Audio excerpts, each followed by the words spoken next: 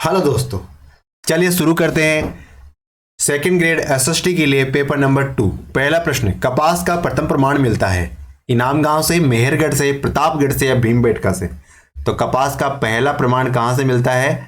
इसका आंसर है option B, Mehrgarh से। कपास का पहला प्रमाण कहां से मिलता है? मेहरगढ़ से मिलता है। मेहरगढ़ कहां है? पाकिस्तान में है। ठीक है, अगले प्रश्न में चलते हैं। नर्तकी की कांस्य मूर्ति कहां से प्राप्त हुई है? नर्तकी की कांस्य मूर्ति कहां से प्राप्त हुई है? मोहनजोदड़ो से, हड़प्पा से, लोथल से या सुतकोटड़ा से। तो इसका आंसर क्या हो जाएगा? ऑप्शन ए, मोहनजोदड़ो से। यानी नर्तकी की जो कांस्य मूर्ति है वो मिली है, कहां से मिली है? मोहनजोदड़ो से मिली है। तो इसका आंसर ऑप्शन ए हो जाएगा। अगले प्रश्न पे चलें। किस स्थल से सामूहिक समाधानों के साक्ष्य मिले हैं? यानी वो कौन सी जगह है जहां से सामूहिक समाधान की साक्ष्य मिले। सामूहिक समाधान का मतलब होता है एक ही जो शवगृह है वहां पे एक से अधिक शव दफनाए गए हैं, या फिर किसी एक शव के साथ में किसी अन्य जानवर के शव दफनाए गए हैं। तो वो धोलावीरा है, हड़प्पा है, मोहनजोदड़ो है या लोथल है। तो इसका आंसर क्या हो जाएगा? ऑप्शन बी, यानी हड़प्पा के जो शमशान केंद्र है वहां पे सामूहिक समाधान के साक्ष्य मिले हैं। समाधान के, है ना, सामूहिक समाधान के। अगले प्रश्न में चलते हैं। सिंधु घाटी का उत्खनन कब प्रारंभ हुआ? सिंधु घाटी सभ्यता है ना, उसका उत्खनन कब प्रारंभ हुआ? 1922 में, 1945 में, 1939 में, 1940 में। तो इसका आंसर क्या हो जाएगा? सिंधु घाटी का उत्खनन कब प्रारंभ हुआ था? इन विकल्पों में से देखते हैं तो 1922 में सिंधु घाटी का उत्खनन प्रारंभ हुआ था। कब प्रारंभ हुआ? 1922 में, है ना। अगले प्रश्न में चलते हैं। हड़प्पा कालीन ताम्र बैलगाड़ी प्राप्त हुई है। हड़प्पा के समय की जो ताम्र बैलगाड़ी है वो कहां से मिली है? कुनाल से मिली है, राखीगढ़ी से मिली है, दाइमाबाद से मिली है, बनावली से मिली है। तो इसका आंसर क्या हो जाएगा? ऑप्शन सी, दाइमाबाद से। कहां से? दाइमाबाद से ताम्र बैलगाड़ी मिली है। क्या मिली है? ताम्र की बनी हुई बैलगाड़ी मिली है। ठीक है, कहां से? दाइमाबाद से मिली है। अगले प्रश्न पे चलते हैं। किस ब्राह्मण ग्रंथ में पत्नी को मित्र कहा गया है? ये देखो, ब्राह्मण ग्रंथ है ना, जैसे अरण्यक, ब्राह्मण ग्रंथ, वेद, उपनिषद, इनमें से जो ब्राह्मण ग्रंथ वाला कॉन्सेप्ट है उसमें एक में पत्नी को मित्र कहा है, फ्रेंड कहा है। किसमें कहा है? ऐतरेय, कौशिकी, मैत्रेय, शतपथ। तो इसका आंसर क्या हो जाएगा? ऑप्शन ए, ऐतरेय नाम का जो ब्राह्मण ग्रंथ है ना, कौन सा? ऐतरेय नाम का ब्राह्मण ग्रंथ, उसमें पत्नी को मित्र कहा है ना, पत्नी को फ्रेंड कहा है, दोस्त कहा है ना। अगले प्रश्न में चलते हैं। परुष्णी नदी का वर्तमान नाम क्या है? यानी जो परुष्णी नदी है, परुष्णी नदी, उसका वर्तमान में नाम क्या है? ऋग्वेद में तो उसका नाम परुष्णी था, लेकिन वर्तमान में उसका नाम और है। क्या है? रावी, व्यास, सतलुज, चिनाब। तो इसका आंसर क्या हो जाएगा? इसका आंसर हो जाएगा ऑप्शन ए, रावी। यानी जो परुष्णी नदी है उसी को वर्तमान में हम किस नाम से जानते हैं? रावी नदी के नाम से जानते हैं। किस नाम से? रावी नदी के नाम से जानते हैं। किसे? परुष्णी नदी को। अगले प्रश्न पे चलते हैं। भारतीय तर्क विद्या का प्राचीनतम ग्रंथ कौन सा है? जो भारतीय तर्क विद्या है इसका प्राचीनतम ग्रंथ कौन सा है? न्याय सूत्र, कल्प सूत्र, सांख्य सूत्र या वेदांत सूत्र। तो क्या उत्तर हो जाएगा इसका? इसका उत्तर हो जाएगा ऑप्शन ए, न्याय सूत्र। यानी भारतीय तर्क विद्या का प्राचीनतम ग्रंथ कौन सा है? न्याय सूत्र, है ना। कौन सा? न्याय सूत्र। वो भारतीय तर्क विद्या का प्राचीनतम, सबसे पुराना ग्रंथ है। अगले प्रश्न में चलते हैं। मैत्रेय संहिता का संबंध किससे है? यानी मैत्रेय संहिता जो संहिता है ना, उसका संबंध किससे है? ऋग्वेद से, सामवेद से, यजुर्वेद से या अथर्ववेद से। तो इसका आंसर क्या है? मैत्रेय संहिता का संबंध है यजुर्वेद से। किससे? मैत्रेय संहिता का संबंध यजुर्वेद से है। किससे है? मैत्रेय संहिता का संबंध यजुर्वेद से है। अगले प्रश्न में चलते हैं। चन्ना कौन था? चन्ना कौन था? बुद्ध का सारथी था, बुद्ध का घोड़ा था, बुद्ध का शिष्य था या बुद्ध का भाई था? तो चन्ना कौन था बताइए? तो चन्ना है ना, वो बुद्ध का सारथी था। कौन था? चन्ना कौन था? बुद्ध का सारथी। बुद्ध का सारथी, उसका नाम था चन्ना। और चन्ना ने ही बुद्ध को वृद्ध के बारे में, बालक के बारे में, है ना, और जो अर्थ थी उसके बारे में बताया था। तो चन्ना बुद्ध का सारथी था। अगले प्रश्न पे चलते हैं। बिंबिसार का वध करने वाला उसका पुत्र कौन था? यानी कौन सा वो शासक था जिसने अपने पिता बिंबिसार का वध कर दिया था? बिंदुसार, अजातशत्रु, हर्ष या चंद्रगुप्त। तो इसका आंसर हो जाएगा ऑप्शन बी, जो अजातशत्रु था ना, उसने अपने पिता बिंदुसार की हत्या कर दी थी, है ना, बिंबिसार की हत्या कर दी थी। तो वो कौन था? अजातशत्रु था, जिसने बिंबिसार का वध किया था। अगले प्रश्न पे चलते हैं। बुद्ध के द्वारा सबसे अधिक प्रवचन कहाँ पे दिए गए? सारनाथ, श्रावस्ती, कौशाम्बी या राजगृह। तो इसका आंसर क्या हो जाएगा? Option B, Shravasti. बुद्ध ने सबसे ज्यादा उपदेश तो कहाँ पे दिए? श्रावस्ती में, लेकिन सबसे पहला उपदेश कहाँ दिया? सारनाथ में, है ना। पहला तो सारनाथ में और सर्वाधिक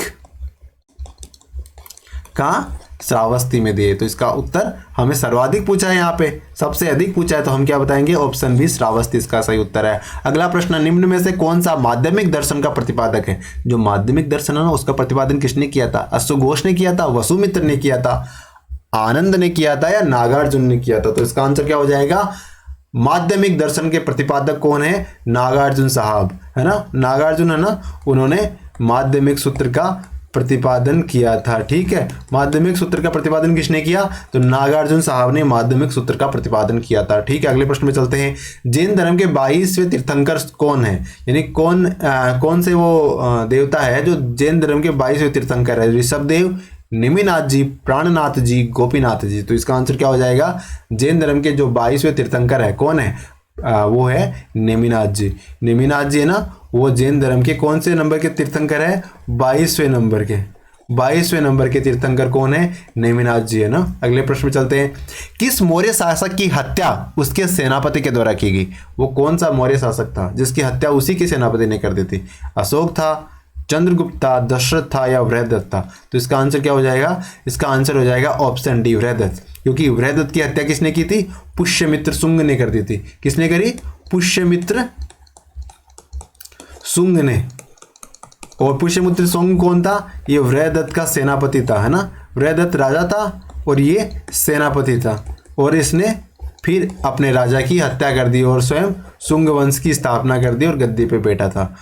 ठीक है, और जो अपने पतंजलि साहब है ना, जिन्होंने योग सूत्र दिया है, वो इनके दरबार के अंदर सुशोभित थी। अगले प्रश्न में चलते हैं। धर्म महापात्र का कार्य क्या था? धर्म महापात्र या धर्म महामात्र का कार्य क्या था? बौद्ध धर्म का प्रचार करना, महाधीश कर्तव्य करना, धर्म परिभाषित करना, या नैतिक सिद्धांतों का प्रचार करना? तो धर्म महामात्र का कार्य क्या था? नैतिक सिद्धांतों का प्रचार करना।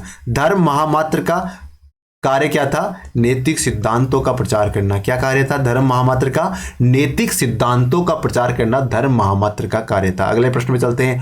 मौर्य प्रशासन में सीता का क्या तात्पर्य था? यानी मौर्य काल में एक शब्द चलता था सीता, उसका क्या तात्पर्य था? सीता का अर्थ बंजर भूमि था, राजकीय भूमि का राजस्व था, चुंगी था, या शिल्पकारों पर लगाया गया कर था? अगले तो इसके देख लेते हैं आंसर क्या है। तो इसका आंसर है सीता शब्द का अर्थ था राजकीय भूमि का राजस्व। क्या था? राजकीय भूमि का राजस्व। सीता का तात्पर्य क्या था मौर्य काल में? राजकीय भूमि का राजस्व। ठीक है, अगले प्रश्न में चलते हैं। सांची के स्तूप का निर्माण किसने करवाया? सांची के स्तूप का निर्माण किसने करवाया? कनिष्क ने करवाया, अशोक ने करवाया, चंद्रगुप्त ने करवाया, दशरथ ने करवाया? तो इसका आंसर क्या हो जाएगा? अशोक ने करवाया था। सांची के स्तूप का निर्माण किसने करवाया? अशोक ने करवाया था। अगले प्रश्न में चलते हैं। गरुड़ का अंकन किस स्तंभ पर पाया जाता है? तो सांची, बोधगया, सारनाथ, या बेसनगर? तो हेलियोडोरस का जो बेसनगर अभिलेख था ना, किसका? हेलियोडोरस का बेसनगर, वो भागवत धर्म से संबंधित था और इसमें गरुड़ का अंकन मिलता है ना। तो ये कहाँ पे है? बेसनगर, जिसे हम वर्तमान में क्या कहते हैं? विदिशा कहते हैं ना। और वहाँ पे ये बेसनगर का स्तंभ है और एक गरुड़ का अंकन किया हुआ है। और गरुड़ जो है ना, ये किसका प्रतिनिधित्व करता है? ये भागवत धर्म का प्रतिनिधित्व करता है। ठीक है, अगले प्रश्न में चलते हैं। इसका आंसर ऑप्शन डी हो गया। महरौली के लोह स्तंभ में शासक का नाम है। महरौली का जो लोह स्तंभ बना हुआ है उसमें शासक का नाम लिखा हुआ है। क्या नाम लिखा हुआ है? चंद्र है, अशोक है, बिंबिसार है, या कनिष्क है? तो क्या है इसका आंसर? तो महरौली के जो लोह स्तंभ है ना, उस पे नाम लिखा हुआ है राजा का चंद्र। क्या नाम लिखा हुआ है? चंद्र नाम लिखा हुआ है। महरौली के लोह स्तंभ पे चंद्र नाम लिखा हुआ है। ठीक है, अगले प्रश्न में चलते हैं। शेख कुतुबुद्दीन बख्तियार काकी साहब किस सिलसिले के प्रमुख संत थे? यानी कुतुबुद्दीन बख्तियार काकी साहब है ना, वो किस सिलसिले से संबंधित थे? चिश्ती, नक्शबंदी, कादरी, या सोहरावर्दी? तो इसका आंसर क्या हो जाएगा? शेख कुतुबुद्दीन बख्तियार काकी साहब चिश्ती सिलसिले से संबंधित थे। जिस सिलसिले से ख्वाजा मोइनुद्दीन चिश्ती संबंधित थे ना, उसी से कुतुबुद्दीन बख्तियार काकी साहब संबंधित थे। ठीक है, अगले प्रश्न पे चलते हैं। पुष्टि मार्ग का संस्थापक कौन थे? यानी पुष्टि मार्ग का संस्थापन किसने किया था? चैतन्य ने, वल्लभाचार्य ने, निम्बार्क ने या रामानंद? तो इसका आंसर क्या हो जाएगा? पुष्टि मार्ग के जो संस्थापक थे वो थे वल्लभाचार्य साहब। कौन थे? वल्लभाचार्य जी थे ना, उन्होंने पुष्टि मार्ग का संस्थापन किया था, स्थापना करी थी। ठीक है, अगले प्रश्न पे चलते हैं। कबीर किस सुल्तान के समकालिक थे?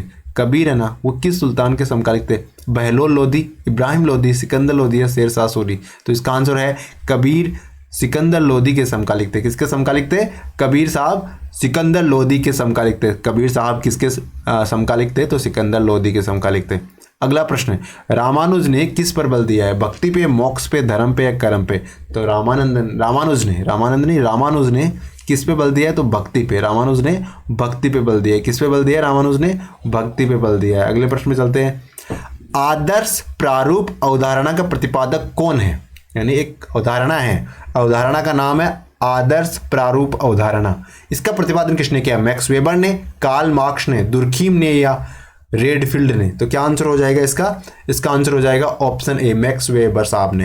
यानी अवधारणा का नाम क्या है? आदर्श प्रारूप अवधारणा, और इसका प्रतिपादन किसने किया है? मैक्स वेबर साहब ने।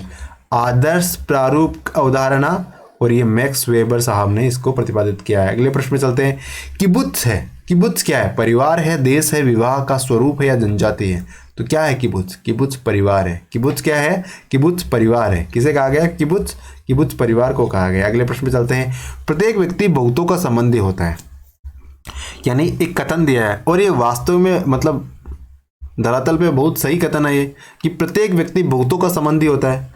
कि कोई व्यक्ति किसी का पिता होता है, किसी का चाचा होता है, किसी का भाई होता है। तो ये किसने कहा है? ये मैक्स वेबर ने कहा है, कार्ल मार्क्स ने कहा, दुर्खीम ने कहा, विलियम जे गूड ने कहा है। तो इसका आंसर क्या हो जाएगा? इसका आंसर हो जाएगा विलियम जे गूड साहब।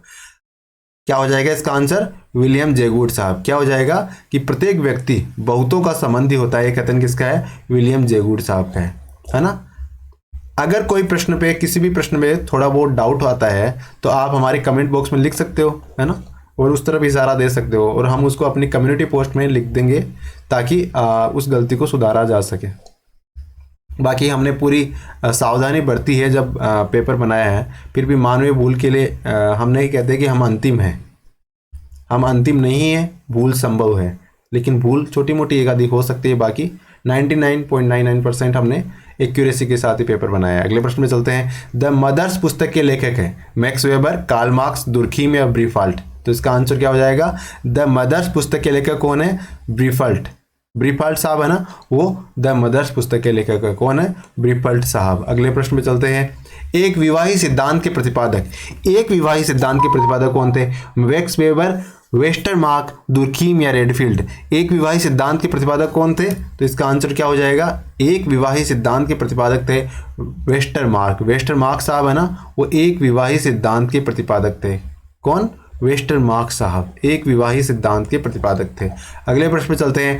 सांप्रदायिकता को एक विचारधारा के रूप में स्वीकार किया, यानी किन्होंने सांप्रदायिकता को एक विचारधारा के रूप में स्वीकार किया? विपिन चंद्रा, सावरकर, अग्निवीर या ब्रह्म? तो इसका आंसर क्या हो जाएगा? विपिन चंद्रा। विपिन चंद्रा साहब है ना, उन्होंने सांप्रदायिकता को एक विचारधारा के रूप में स्वीकार किया। किसने?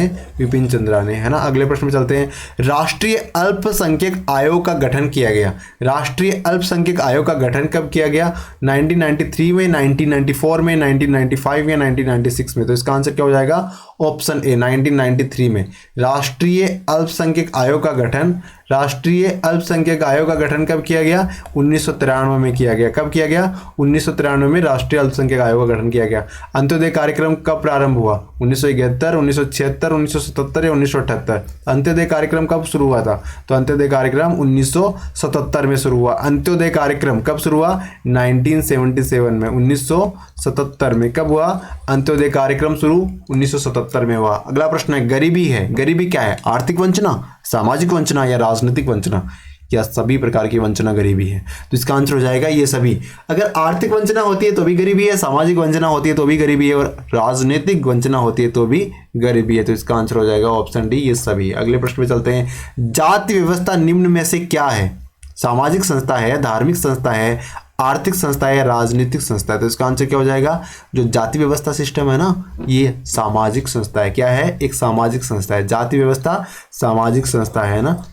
अगले प्रश्न पे चलते हैं। निम्न में से किसने जाति को एक नातेदारी समूह माना है? यानी कौन साहब है जिसने जाति को एक नातेदारी समूह माना है? Irawati Karve, Karl Marx, Durkheim या रेडफील्ड? तो इसका आंसर क्या हो जाएगा? ऑप्शन ए, इरावती कर्वे है ना, उन्होंने जाति को एक नातेदारी समूह माना है। क्या माना है? नातेदारी समूह। किसने?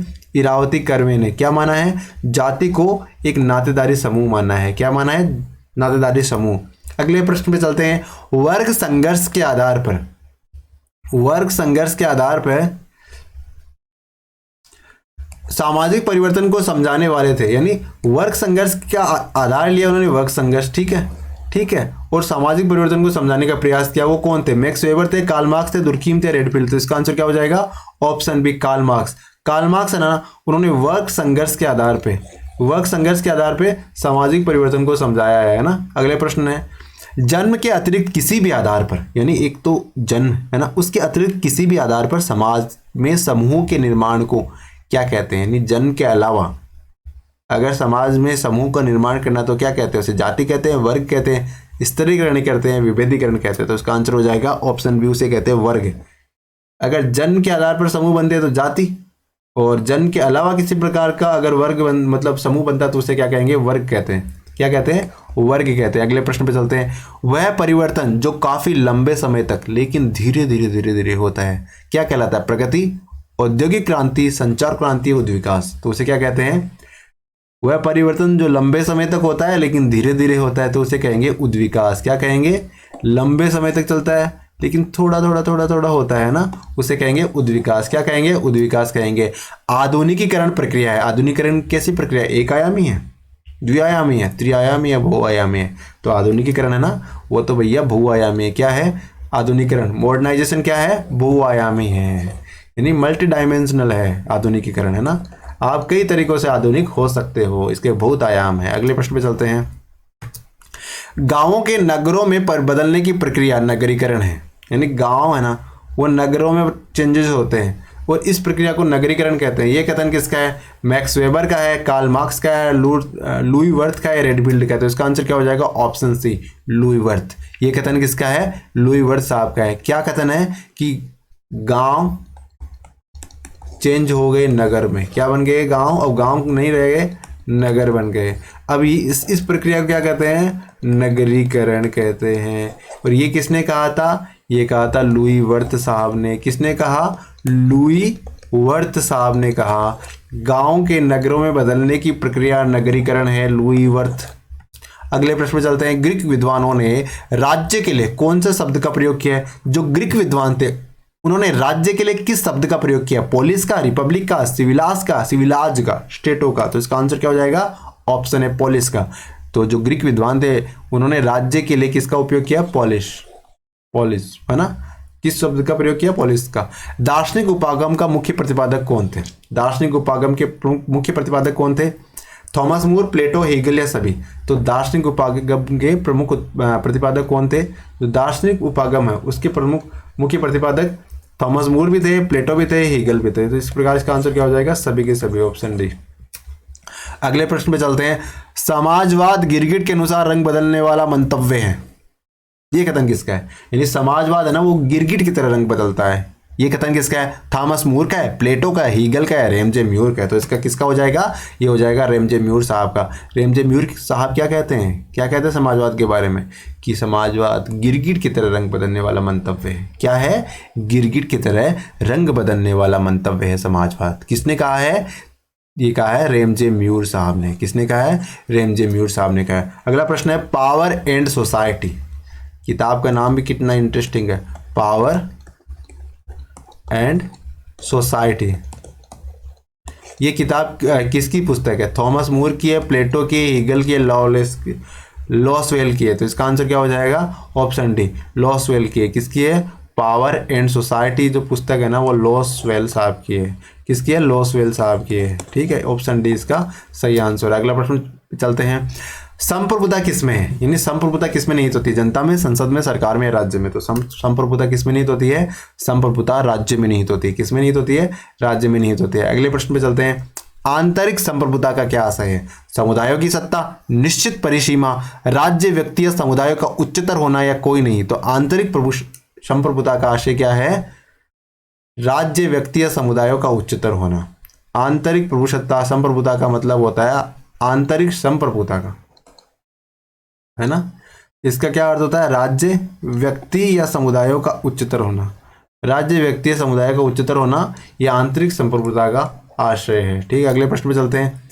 किसे खोखली स्वतंत्रता का प्रतिपादक माना जाता है? यानी कौन साहब है जिनको खोखली स्वतंत्रता का प्रतिपादक माना जाता है? थॉमस मोर, प्लेटो, हीगल या जेएस मिल? तो इसका आंसर क्या हो जाएगा? ऑप्शन डी, जेएस मिल साहब है ना, उन्हें खोखली स्वतंत्रता का प्रतिपादक माना जाता है।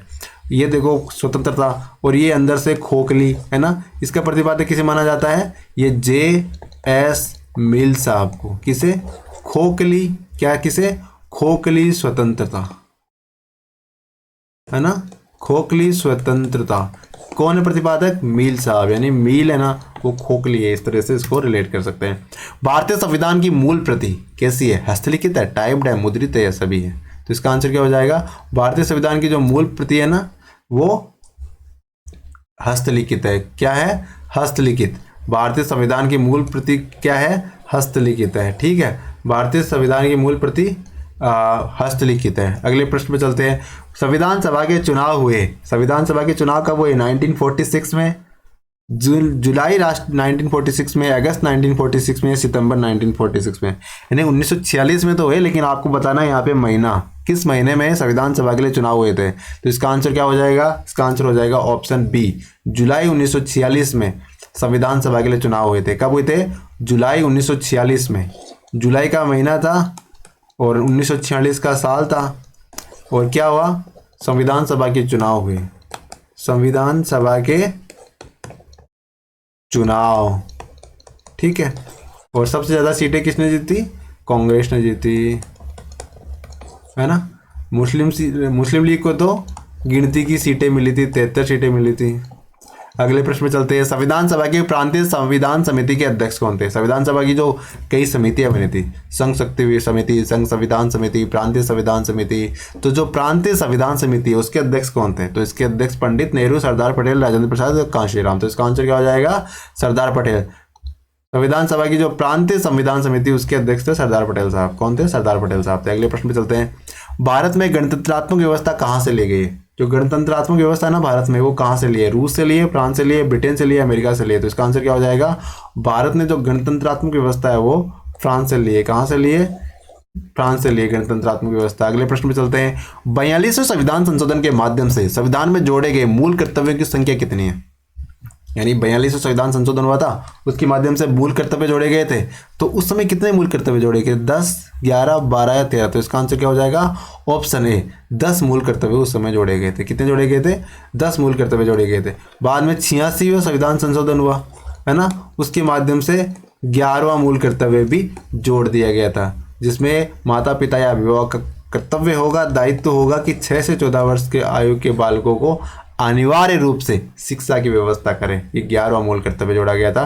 तो वर्तमान में कितने मूल कर्तव्य? अब 11 है, लेकिन जब 42वें संविधान संशोधन हुआ था उसके माध्यम से 10 मूल कर्तव्य जोड़े गए थे। ठीक है, और ये सरदार स्वर्ण सिंह समिति की रिकमेंडेशन पे जोड़े गए थे। अगले प्रश्न में चलते हैं। भारतीय राष्ट्रपति की संवैधानिक स्थिति किसके समतुल्य है? यानी जो भारत के राष्ट्रपति साहब होते हैं उनकी संवैधानिक स्थिति कैसी होती है? ब्रिटेन की महारानी की तरह, अमेरिका के राष्ट्रपति की तरह, यूएनओ के महासचिव की तरह, या पाकिस्तान के राष्ट्रपति की तरह? अरे यार क्या विकल्प दे दिया इसमें, पाकिस्तान के राष्ट्रपति से तुलना करे भारत के राष्ट्रपति, विकल्प में नहीं आना चाहिए। तो भारतीय राष्ट्रपति की संवैधानिक स्थिति किसके समतुल्य है? तो ये है अपने ब्रिटेन की जो महारानी है उनके समतुल्य है। ऑप्शन है इसका सही आंसर हो जाएगा। क्या? भारतीय राष्ट्रपति के पास लगभग उतनी शक्ति है जितने ब्रिटेन की महारानी के पास में है ना। ठीक है, अमेरिका का राष्ट्रपति तो बहुत पावरफुल होता है, जितना भारत के पीएम के पास शक्तियां होती है ना उससे भी ज़्यादा शक्तियां होती है अमेरिका के राष्ट्रपति के पास में, क्योंकि वो एकल व्यक्ति बहुत बड़े बड़े निर्णय ले सकता है। भारत का प्रधानमंत्री तो निर्णय ले सकता है, लेकिन संसद से उसे बात पे अनुमति लेनी पड़ती है या संसद को कॉन्फिडेंस में रखना पड़ता है ना। लेकिन अमेरिका का राष्ट्रपति है वो बड़े बड़े निर्णय इंडिपेंडेंटली व्यक्तिगत तौर पर ले सकता है। तो इसका आंसर क्या हो जाएगा? भारतीय राष्ट्रपति की संवैधानिक स्थिति किसके समान है? ब्रिटेन की महारानी के समान है। अगले प्रश्न पे चलते हैं। निम्न में से कौन सी शक्तियां राष्ट्रपति को प्राप्त है? पर राज्यपाल को नहीं है। यानी राष्ट्रपति को तो वो शक्तियां प्राप्त है लेकिन राज्यपाल को नहीं है। क्या है? आपातकालीन शक्ति, सैनिक शक्ति, राजनयिक शक्ति, या सारी की सारी। तो इसका आंसर हो जाएगा सारी की सारी। यानी आपातकालीन शक्तियां राष्ट्रपति को प्राप्त है लेकिन राज्यपाल को नहीं है, सैनिक शक्तियां राष्ट्रपति को प्राप्त है लेकिन राज्यपाल को नहीं है, राजनयिक शक्तियां भी राष्ट्रपति को प्राप्त है लेकिन राज्यपाल को नहीं है। तो इस प्रकार इसका आंसर ऑप्शन डी हो जाएगा, है ना। अगला प्रश्न है, राज्य मंत्रिमंडल किसके प्रति उत्तरदायी होता है? जो राज्य का मंत्रिमंडल है वो किसके प्रति उत्तरदायी होता है? राज्यपाल के प्रति, राज्य विधानसभा के प्रति, राज्य की जनता के प्रति, या मंत्री परिषद के प्रति? तो इसका आंसर क्या हो जाएगा? जो मंत्रिमंडल है वो सामूहिक तौर पर राज्य की विधानसभा के प्रति उत्तरदायी होता है। राज्य का जो मंत्रिमंडल है ना, सामूहिक तौर पर किसके प्रति उत्तरदायी होता है? राज्य की विधानसभा के प्रति। व्यक्तिगत तौर पर वो राज्यपाल के प्रति उत्तरदायी होता है, लेकिन व्यक्तिगत नहीं पूछ रहा, मंत्रिमंडल की बात कर रहा तो हम मोटा मोटी समझेंगे राज्य विधानसभा के प्रति उत्तरदायी है। अगले प्रश्न में चलते हैं, कैबिनेट शब्द का उल्लेख संविधान के किस अनुच्छेद में किया गया? देखो, कैबिनेट शब्द का उल्लेख किस अनुच्छेद में किया? 352, 360, 375, 377।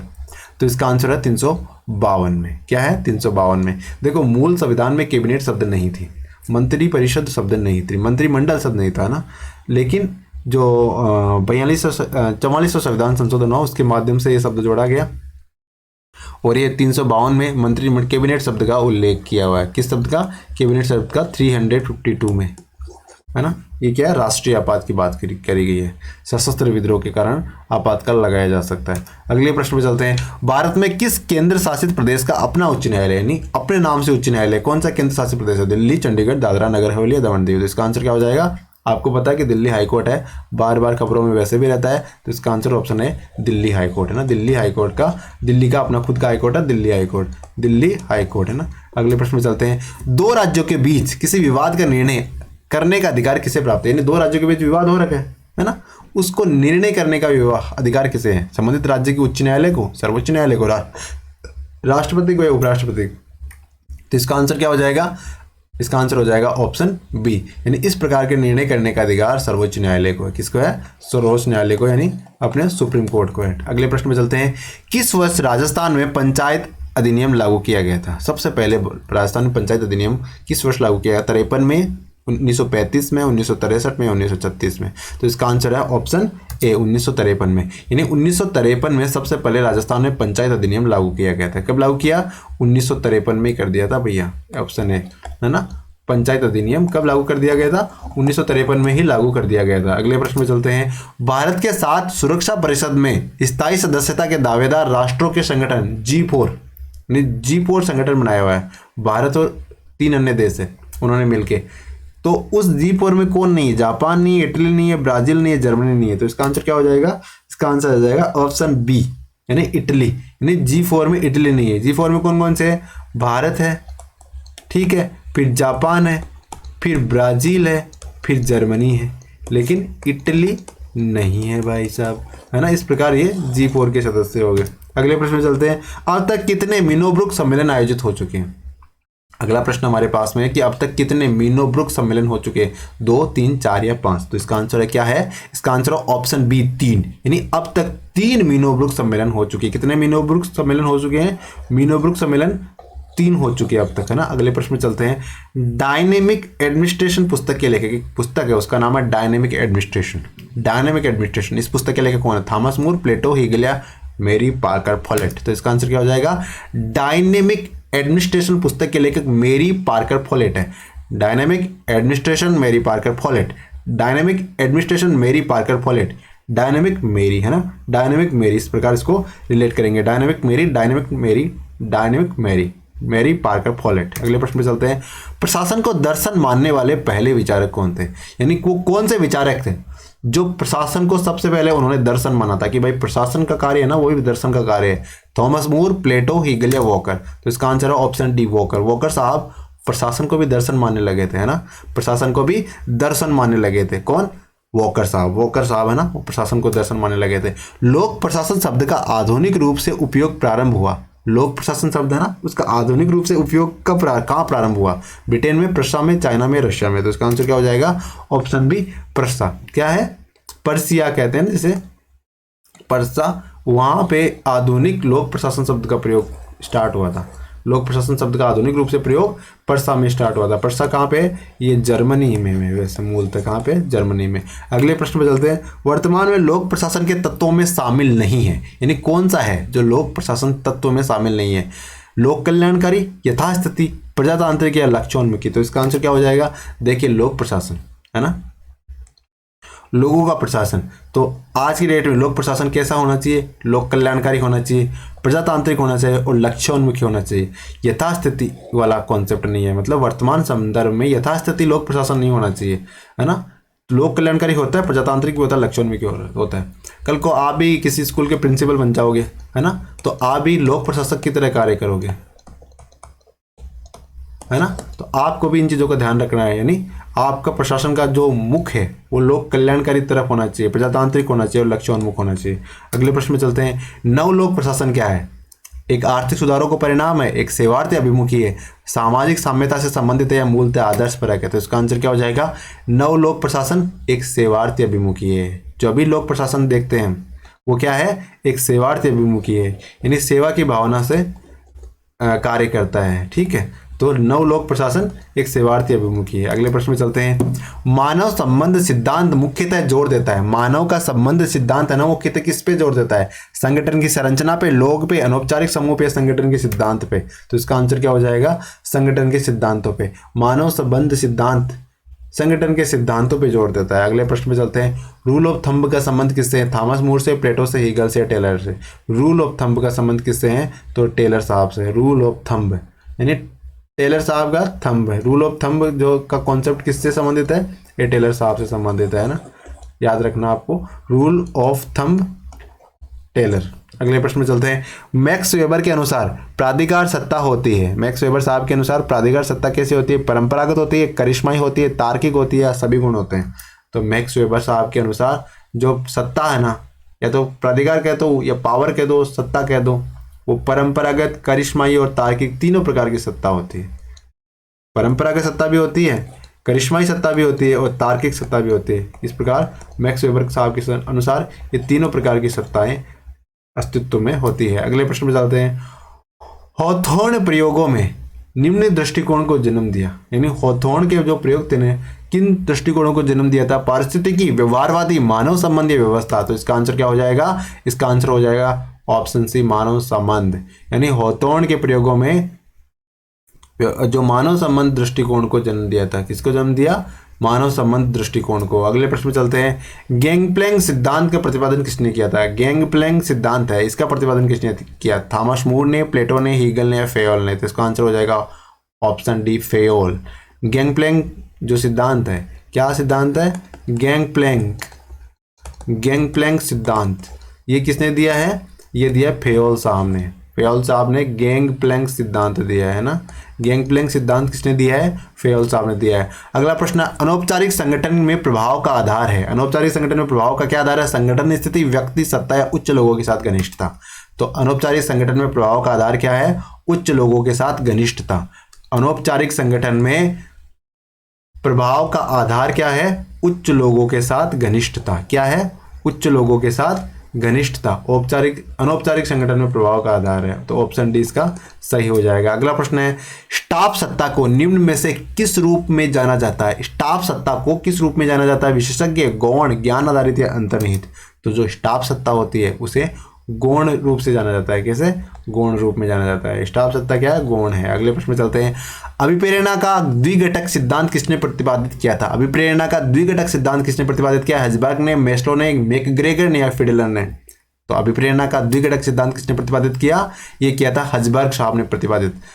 अभिप्रेरणा का द्विघटक सिद्धांत हर्ज़बर्ग साहब ने प्रतिपादित किया। किसने? हर्ज़बर्ग साहब ने प्रतिपादित किया। अगले प्रश्न में चलते हैं। अब्राहम मेस्लो के अनुसार आवश्यकता के पद सोपान में कौन सा सबसे नीचे है? यानी अब्राहम मेस्लो साहब थे, उन्होंने आवश्यकता के पद सोपान बनाए, है ना। उसमें सबसे नीचे क्या है? सबसे नीचे की नीचे क्या है? तो भौतिक है, सुरक्षा है, प्रेम है, सम्मान है। तो मेस्लो साहब ने सबसे नीचे किसे माना है? भौतिक को सबसे नीचे माना है। इनमें से किसे माना है सबसे नीचे? भौतिक को सबसे नीचे माना है। किसने? मेस्लो साहब ने। ठीक है, अब्राहम मेस्लो ने आवश्यकता का पद सोपान बनाते समय सबसे नीचे भौतिक को माना है। ठीक है, इस प्रकार आज के वीडियो के हमने 75 क्वेश्चंस कर लिए हैं, यानी पेपर 2 के 75 क्वेश्चंस कर लिए हैं। पेपर 2 SST, इसका पार्ट 1 हमने आज कर लिया है और पार्ट 2 हम कल लेके आएंगे, है ना। तब तक आप पढ़ते रहें, और अगर आपको ये सीरीज पसंद आ रही है तो अपने दोस्तों को भी बता दो यार, है ना, और चैनल को सब्सक्राइब भी कर लो। ठीक है, थैंक यू।